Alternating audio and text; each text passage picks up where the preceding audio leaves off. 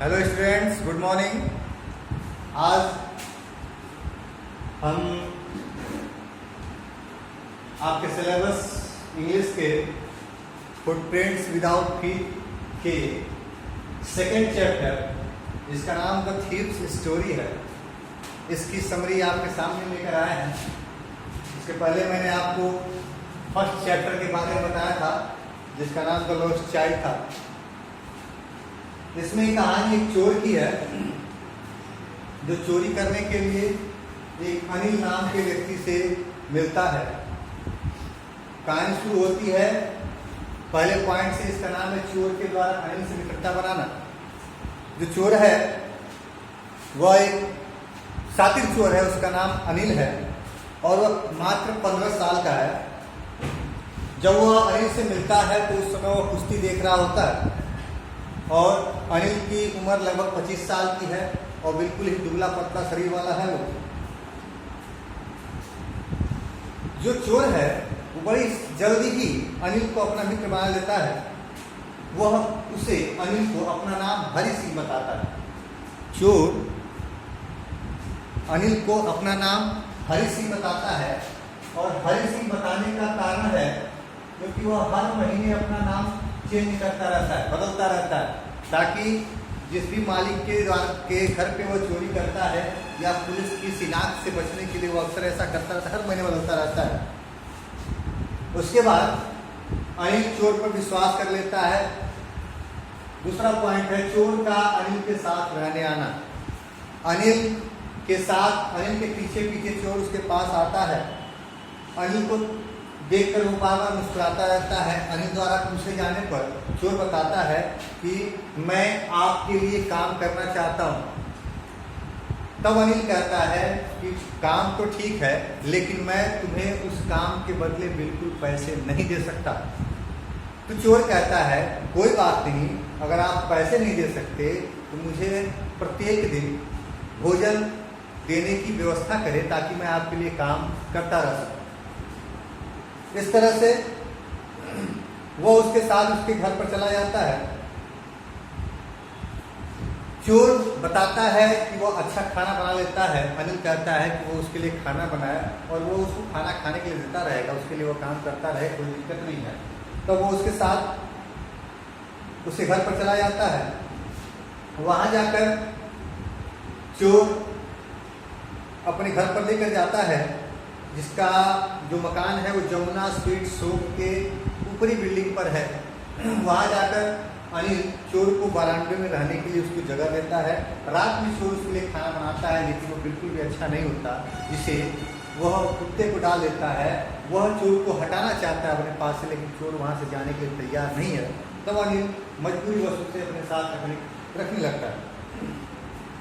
काफी देर तक काम करने के बाद अगला पॉइंट है अनिल का चोर में विश्वास बढ़ना। अनिल चोर पर विश्वास करने लगता है, काफी हद तक विश्वास करने लगता है, जिसमें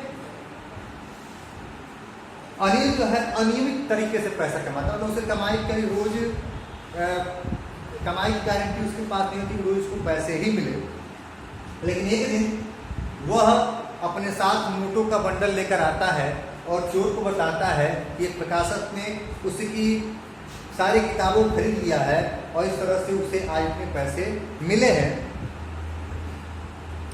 अनिल के पास चोर लगभग 1 महीने से काम करता रहता है। अनिल जब चोर पर काफी विश्वास करने लगता है तो वह उसे अपने कमरे की एक चाबी बनाकर उसको दे देता। इतना विश्वास वो करने लगता है। अगला पॉइंट चोर का अनिल के पैसे चुराना। अनिल को लूटना काफी मुश्किल काम है, क्योंकि वह अपने पैसों को छिपाता नहीं, किसी से कुछ बताकर कोई चीज छिपा कर नहीं रखता।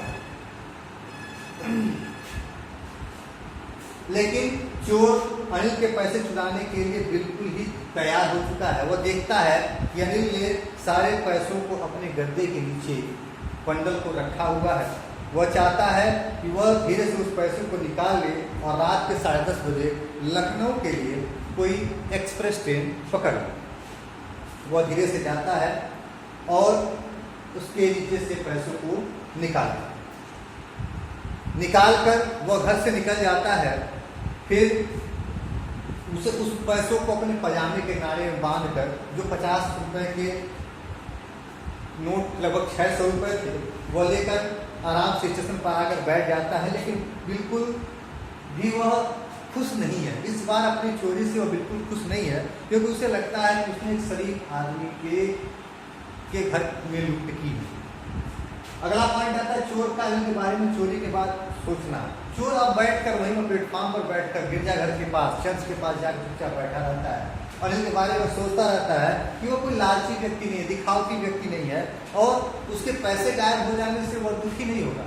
दुख इस बात का होगा कि कहीं न कहीं अनिल चोर के ऊपर काफ़ी विश्वास करने लगता है। यह सोचकर वह चुपचाप वहाँ बैठा रहता है। बाहर एक फील्ड में एक ब्रिज पर जब बैठा होता है, काफ़ी तेज बारिश होती रहती है।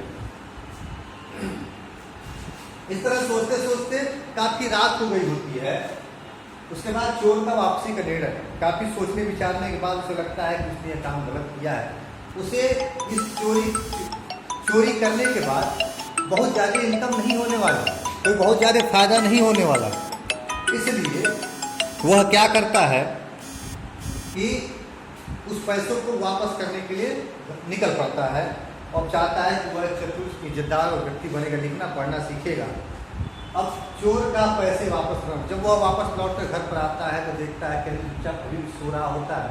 वह उसके गद्दे के नीचे पैसों को ले जाकर चुपचाप रख देता है। उसके बाद सुबह जब उठता है तो चूंकि पैसे पानी की वजह से भीग गए होते हैं, सुबह उठते ही अनिल उसको 50 का नोट हाथ में रखता है। अनिल चोर को लगता है कि शायद अनिल को इस चोरी के बारे में जानकारी मिल चुकी है। वो डरता रहता है, लेकिन अनिल उससे कहता है कि उसने उसके लिए बहुत काम किया है और वह हर रोज उसको कुछ न कुछ पैसे देता रहेगा।